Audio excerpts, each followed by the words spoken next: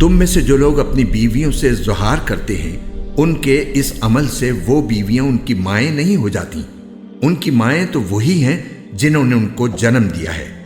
حقیقت یہ ہے کہ یہ لوگ ایسی بات کہتے ہیں جو بہت بری ہے اور جھوٹ ہے، اور اللہ بہت معاف کرنے والا، بہت بخشنے والا ہے۔ اور جو لوگ اپنی بیویوں سے زہار کرتے ہیں پھر انہوں نے جو کچھ کہا ہے اس سے رجوع کرتے ہیں تو ان کے ذمے ایک غلام آزاد کرنا ہے قبل اس کے کہ وہ میاں بیوی ایک دوسرے کو ہاتھ لگائیں۔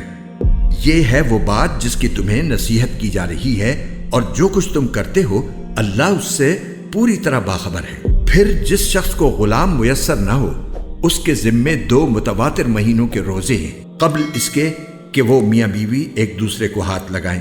پھر جس کو اس کی بھی استطاعت نہ ہو اس کے ذمے 60 مسکینوں کو کھانا کھلانا ہے۔ یہ اس لیے تاکہ تم اللہ اور اس کے رسول پر ایمان لاؤ، اور یہ اللہ کی مقرر کی ہوئی حدیں ہیں اور کافروں کے لیے دردناک عذاب ہے۔